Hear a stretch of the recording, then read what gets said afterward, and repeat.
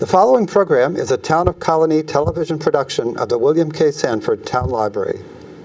It goes all my life's a circle, sunrise and sundown. The moon rolls through the nighttime till the daybreak comes around. And all my life's a circle, but I can't tell you why. Seasons spinning round again, the years keep rolling by. So this is my version of Traveling to Tondo, which I heard first from that elderly man from Africa, heard two more times at the swapping ground at the National Storytelling Conference by two different tellers, still didn't have a name, and then, in the way that you know this happens, found a book by Verna Ardema, who is a transliterationist, I think it's called. She takes oral tradition and puts it in writing, and it's a gorgeous book. So Traveling to Tondo. Once upon a time, in a small hut, in a small village, in a large forest, in a country then called Zaire and now called Congo, there lived a cat, a civet cat, a wild cat, sleek and yellow with brown spots down his side and big yellow eyes. He was muscular from days of hammering copper. He was the most famous coppersmith in the entire region. His neighbors would hear him tapping, tapping, tapping on sheets of copper and copper wire, and once a month or every 2 months, he would pack up a huge basket and travel to Tondo, the market town. He would set out his wares on a blanket, and in no time, everything would be sold. One morning, he went all the way to Tondo. He set out his wares, and about halfway through the day came the most beautiful female civet cat he had ever seen. His heart stopped. He was thunderstruck. She picked up bracelet and ring and earrings and then finally said, "This one is beautiful." He summoned up his courage. He took it from her. He said, "No more beautiful than you," and gave it to her. No, you can't pay me. No, you should wear that. Well, in time, as it happens, over months and months and months, he became completely smitten and eventually asked her father, as was the custom in those times, if he could wed her. As was also the custom in those times, he had to pay a bride price, a dowry. The bride price, the dowry, was high. As her father said, "I have given you enough of my money over the years for both my wife and all my daughters. You must fill a basket that will keep them happy till the end of time before you can marry my daughter." And so Bwane, for that was his name, went back to his little hut and began to tap. Day and night and day and night, until a huge basket filled with beautiful copper bowls and plates and cups and earrings and necklaces and bracelets and rings. He put the pack on his back and he set off. It would be Bwane traveling to Tondo alone for his wedding. But a man cannot go to his wedding alone, and so he came to a tree almost at the edge of the village. "Mbenga! Mbenga, are you there?" Mbenga, the pigeon, fluttered to the ground. "Bwane, I see you are going to market." "No, not just to market. I am going to be married, and a man needs his friends. Will you come to Tondo with me to marry the most beautiful girl I have ever seen?" Mbenga said, "Of course I will come with you. That's what friends are for." For those of you in the audience, that's what you can say, even though we can't hear you. And so they set off. It was Bwane and Mbenga, the two of them, traveling to Tondo. Well, in a little while, they came to a huge hole in the ground right beneath a huge tree. And Bwane put his pack down and put his paws to his mouth.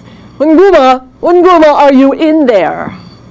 "Yes," said Nguma the python, who slithered out from the hole and wound himself around the tree and in among the roots. "Yes. Oh, I see you are going to market." "Not just to market. I am going to Tondo to be married. And Mbenga has consented to go with me, and I would like you too as one of my attendants." "All the way to Tondo? Aren't there any nice girls around here?" "Please." And Nguma said, "Of course I will come. That's what friends are for." And so they set off. It was Bwane and Mbenga and Nguma, the three of them traveling to Tondo. Well, in a little while longer, just at the edge of the village, they came to a little hut, and in front was Ulu, the tortoise. He was mending his fishing net. "Ah, you are going to Tondo? Are you going to market?" he said. "I am going to be married," said Bwane. "Please come to the wedding, Ulu. I would love you to come." "Oh, I love weddings. They have cake," said Ulu, who was a little rounder than he needed to be. And so they set off. It was the four of them traveling to Tondo. Well, even in the cool of the forest, the temperature was rising as the day went on, and they all became thirsty, and they came to a large pool of cool, clear water, and they all started to drink except Bwane, who, "Oh, I am forbidden by ritual to drink from there. I have to drink out of my bowl, and it is the one thing I didn't pack." So he asked his friends, "Will you wait for me while I go back to my hut and get my bowl?" "Of course we will wait," they said as they sat down. That's what friends are for. And so Bwane raced back to his hut, grabbed his bowl, and raced back. He was very thirsty. He filled bowl after bowl after bowl of cool water, and finally, when he was sated, he dried it off, put it on top of his pack, and the four of them set off. It was the four of them traveling to Tondo. Well, in a little while, they came to a huge date palm tree that was laden with nuts. And Benga flew to the top and looked, but none of them were ripe. But could we just wait? It looks like it'll only be a week or two, he asked his friends. "You know how much we pigeons love those nuts, and my family eats them all before I ever get enough." "Of course we will wait," said his friends. That's what friends are for. And so they sat around the bottom of the tree, and for a week, 8 days, 10 days, 14 days, and they were ripe. And Benga ate as much as he could, and then he flew to the ground a little heavier, and they set off, the four of them traveling to Tondo. Not much further, they came to a large field, a plain, and Nguma slithered off in the tall grass, and suddenly the head of a gazelle disappeared, and suddenly Nguma crawled toward them very slowly, slithering because he had a large gazelle-shaped lump right in the middle of where his sleek form had been. "Oh, friends, I can't travel very quickly now. We must wait for my lunch to digest." "Of course we will wait. That's what friends are for." Oh, they waited a week or two or three, and finally he resumed his beautiful sleek shape, and they set off. It was Bwane and Nguma and Mbenga and Ulu, the four of them traveling to Tondo. They were almost at Tondo. They were just at the edge of the forest when they came to a giant tree that had fallen across the path. The brush was so thick there was no way around it. Well, not a problem for Mbenga, who flew over it. Not a problem for Nguma, who slithered over it. Not even a problem for Bwane, who leapt over it. But Ulu, the tortoise, he tried, and his friends pushed and they pulled, but there was no way. "Oh, I'm so sorry, my friends, but if we wait for the log to rot, I will be able to break through, and then we can go to Tondo." "Wait for it to rot," said Bwane, "but I want to get married." "Wait for it to rot," said his friends, "I want to go to the wedding." "Well, I waited for you, Bwane, when you got your bowl, and I waited for you, Mbenga, when you wanted the nuts to ripen, and I waited for you, Nguma, for the gazelle to go away, and..." "Oh, all right," his friend said. "Of course we will wait. That's what friends are for." And so they waited, and they waited, and they waited, in a year, and 2, and 3, and every day Ulu would try, and eventually the log fell away, and there was great rejoicing in the group, and they set off, the four of them, right into the center of Tondo. Bwane marched up to the house of his beloved, and there she was in the front yard, sweeping little kittens around her feet. Must be her little sisters, he thought. "Beloved, I have come for our wedding." "Where have you been?" "I waited as long as I could. I married someone else." "But no, you couldn't have. I had to go back and get my bowl, and then Mbenga had to wait for the nuts to ripen, and then Nguma, we had to wait for his lunch to digest, and then Ulu, we waited for a tree to rot. At which she picked up her broom and began to beat him around the head and shoulders. "You are a fool, a complete fool." And she began to chase him, and her kittens chased him. And then suddenly her huge husband began to chase him. And it was the four of them running, flying, streaking, waddling as fast as they could, all the way home from Dando. And the moral of the story, as it was explained to me, was sometimes you have to say no to your friends. By a poet named John Moffat. And it came from a book, for me, I think he published it in one of his anthologies, but it came from me from a larger anthology called Reflections on a Gift of Watermelon Pickle and Other Modern Verse, which came out in about the 60s, but it's a great book of many poems for all ages. And it goes like this. To look at anything, if you would know that thing, you must look at it long. To look at this green and say, "I've seen spring in these woods," will not do. You must be the thing you see. You must be the dark snakes of stems and the ferny plumes of leaves. You must enter the small silences between the leaves. You must take your time and touch the very peace they issue from. King Solomon one day called all his advisors to him and said, I am never content.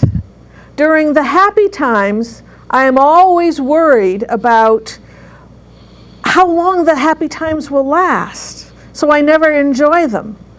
And during the sad times, why, I get even more depressed, worrying that the sad times will never end. So I am never content. But I had a dream last night that there is a ring that will bring me contentment. I want you all to go out and search for it. In 6 months' time, I would like to have the ring. And so that would be in time for our Feast of the Harvest, the Sukkot feast, a few days after Yom Kippur. See if you can find me that ring that will give me the contentment I seek by Sukkot. Well, so his advisors went out and they searched the city they were in. Some of the advisors started talking to the leaders of the caravans that were bringing goods in, telling them, when you go back out, ask for such a ring, and if you find it, bring it, and I will pay you. You know, the king wants it. You will be paid riches beyond what you would imagine for just one ring.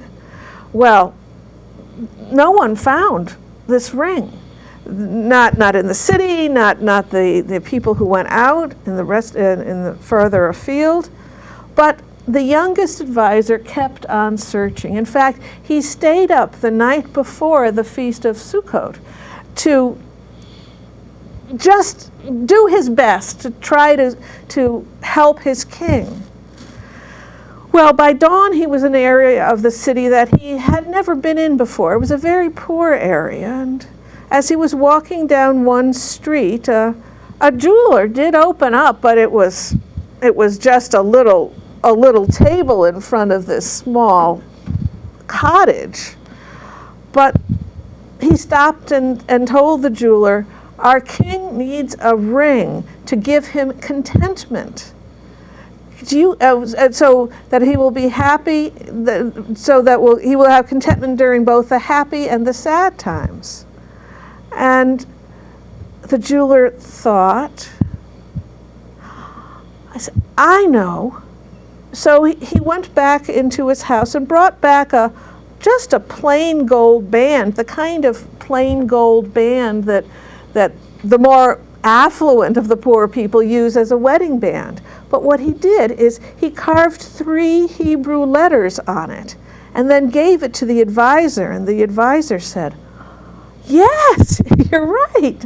This is it. This will do. This. Here's all the money I have, and come to the palace later today, and I will give you more."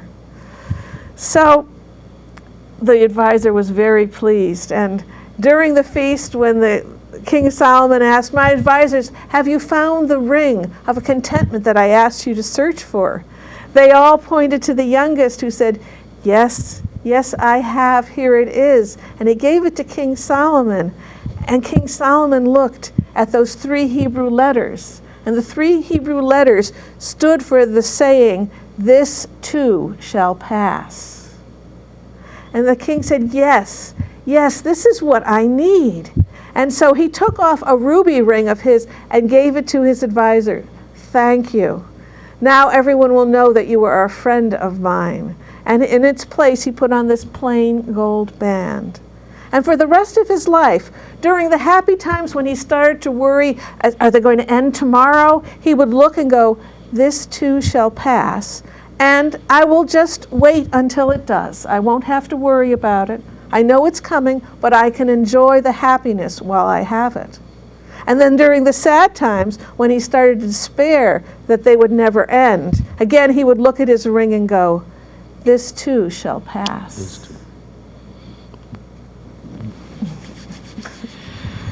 My sister and I were off in search of grand adventure.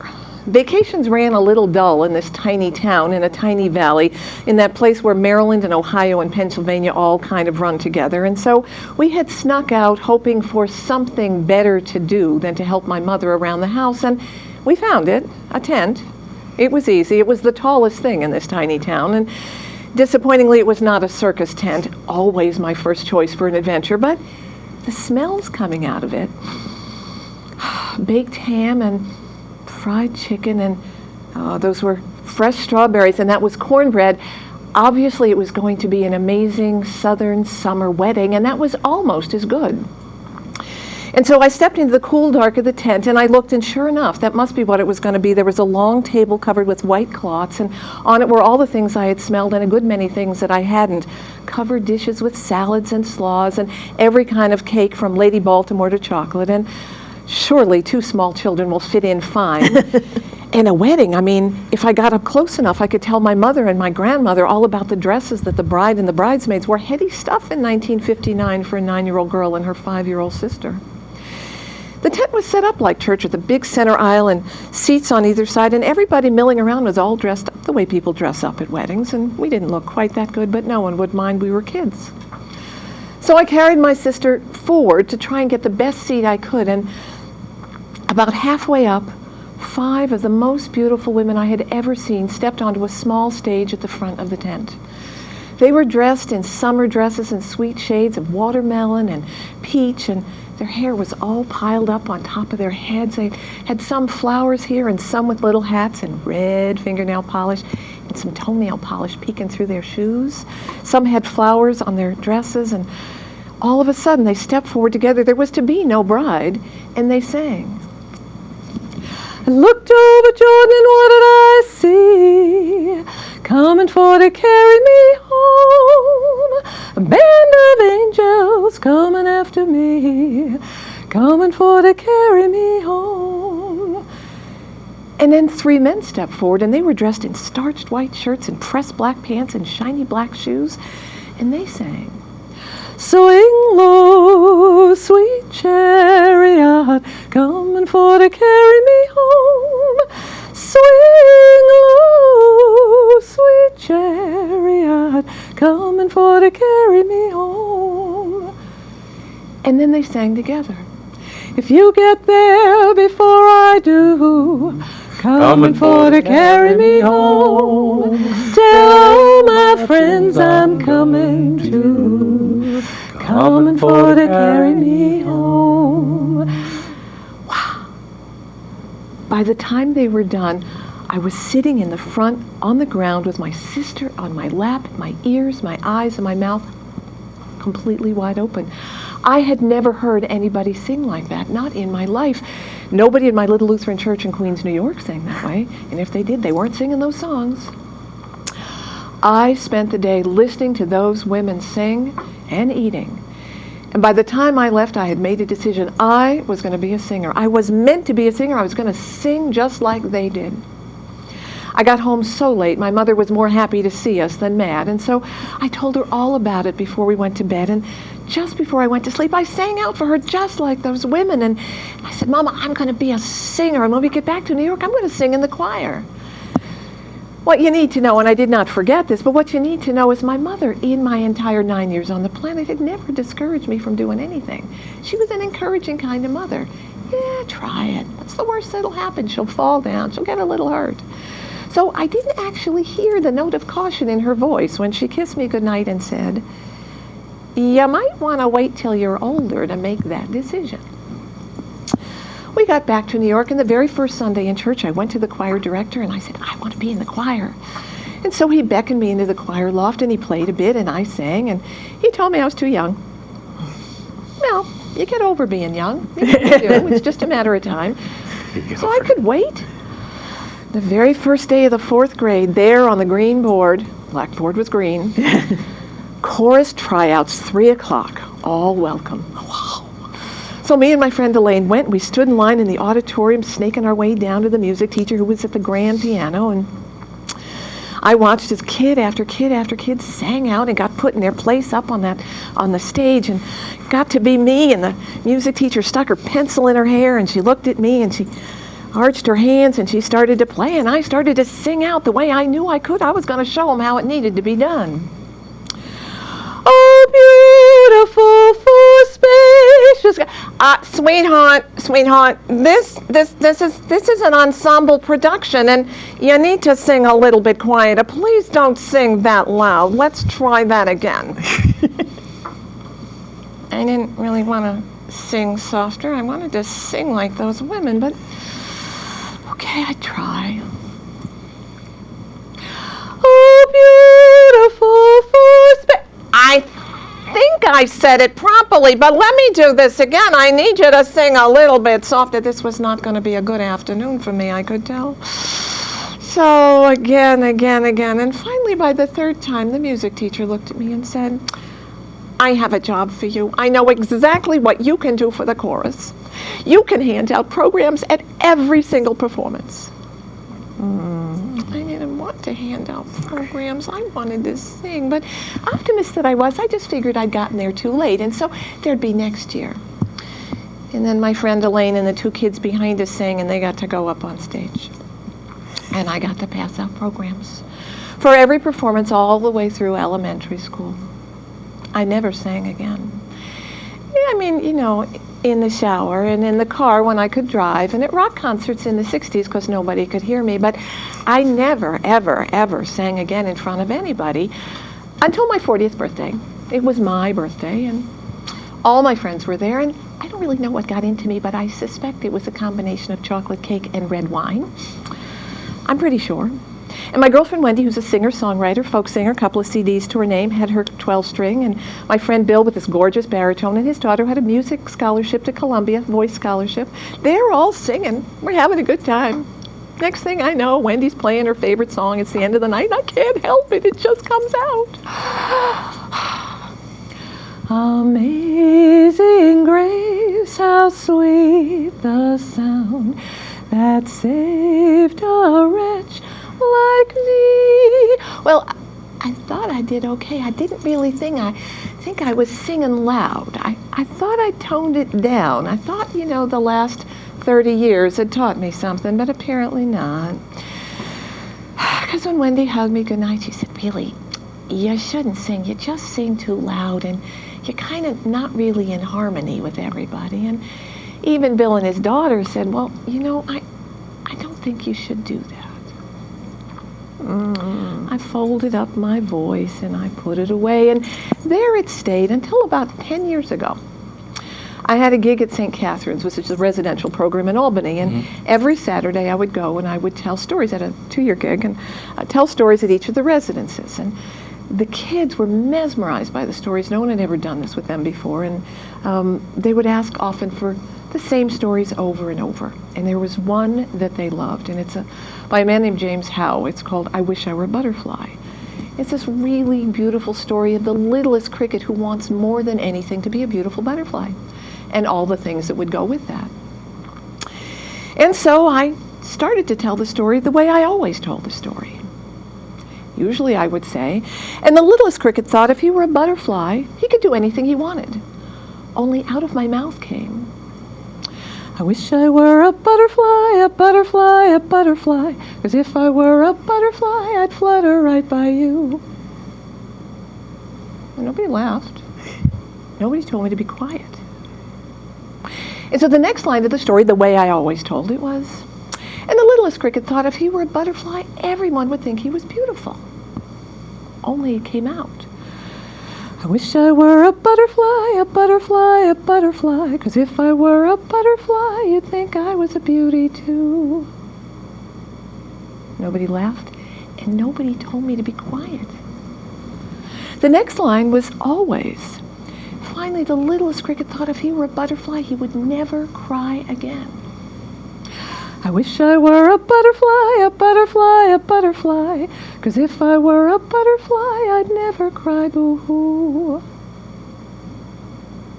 Nobody laughed, and nobody told me to be quiet. So I tried it at the next house, and the next one, and the next one.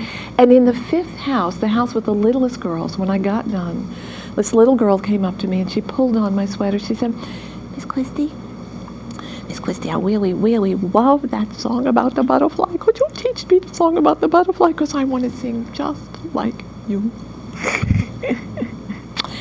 And on my way home that day, I thought to myself, how many things have I done? How many things have we all done or not done just because somebody once told us that we couldn't?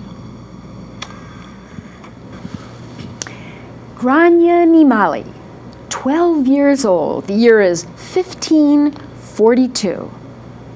She lives in a time where explorers are roaming the world and sea captains trade upon the sea and pirates show up as well. Now her father, Dudding O'Malley, was the great clan chieftain and highly respected man, a tall man with long black hair pulled into a ponytail. And he was a great leader of his clan, and his daughter admired him with every fiber of her body. Dudding, his Christian name being Owen, was married to Margaret O'Malley, her very elegant mother, who ran the roost and took care of things about the clan when her husband was off on the sea trading the goods that the Irish people had to sell and bringing back all kinds of treasures from spices to silks to Spanish wine on his trading journeys. And the other thing the O'Malleys were famous for was that they guarded faithfully the territory right outside Clew Bay, where their castles were. And that was the Atlantic Ocean. So anybody wanting to pass through as traders through their personal waters or use them as fishing trade paid a tax to the O'Malleys. And of course, friends got to pay a little less tax, and people like the English, well, they paid a higher tax, or they donated much of the merchandise on their ship to the O'Malley causes. Grania O'Malley, one day, 12 years old, she waited for her father's ships to come home. She just knew today was the day. She had a big dream in her mind that night, and she'd seen the sails rounding the ocean into Clew Bay, and she just knew that today was the day after months of travel. Of course, her mother back in the kitchen was yelling, "Grania, get in here, finish your oat cakes. There's no way of knowing if your da will be home today. It's just a dream, girl, just a dream. Get in here and you've got chores to do as well." "Oh, ma'am, I just know he's coming. I saw him in my dreams, and I got a secret. I got a secret surprise I want to share with him and you too. But I'm waiting till he gets home. I know it's coming. Oh, Bridget. Oh, Bridget." Oh, young Grace, she remembered Bridget the goddess that she'd heard of from all the stories of the ancient times, and Bridget the Catholic saint as well, for she was a Christian girl raised by the monks and taught to speak both Latin as well as Irish, which played out very well in her life later on. Now, when she finally spied him coming around, she said, "Oh, they're here, they're coming, I told you, Mom, I told you. And she tucked her big long skirts and ran down to the shore, where she'd climb in her own little curragh, a little small leather boat, handmade and ready to just take a little girl right out there on the sea. Now, Grace was different. Grania, Grace, we call her both. She'd learned how to swim, taught herself how to swim, was right there elbow to elbow with all those sailors, unloading the ships, and they'd tousle her hair and pick her up and throw her around, loving her like a child, like a granddaughter or a daughter. And she was part of them whenever they came home. But this day, as soon as she could get her father away, she hooked her arm in his and ran up the hill to see her mother, and he was happy to be home to see his wife. And while mother and father were having a wonderful little reunion, father was away at sea for a long, long time, just holding each other and talking to each other, and him bragging about all the things that he'd brought, Grania went behind a big oaken barrel where she had hid her surprise.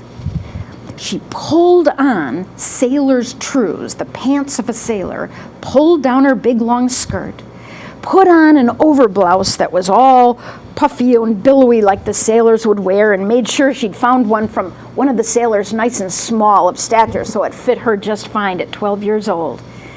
And then she had her bandana, which was going to tie around her hair so she'd really look like a sailor. But first she had a job to do.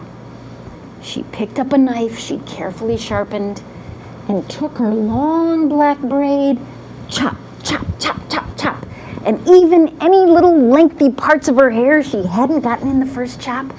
And Grania Whale, Grania Mall, Grace the Bald, was born that day. She tied her bandana, of course, to keep her mother from the shock, all around her hair, and then dashed off and broke up the hug between her mother and father and said, "Look, Da, I'm ready to go to sea. I'm going to be a sailor next time with you. I'm 12 years old now, old enough to go to sea. I know I can be a sailor." Her father's eyes got wide, looking out of the corner of his wife, whose face was pale as a ghost. Guess it wasn't going to be the homecoming he really looked forward to. "What is this?" said Margaret O'Malley. What are you talking about, girl? You're not going to sea. The sea is a woman herself. She's jealous of any other woman being on board the sea. The sailors themselves, they call it the devil's ballast, the devil's weight. If a woman should be on board, oh, it's bad luck. They don't ever want to see a woman on board. The sea wants no part of you, girl. "Oh, no, Da, you tell her.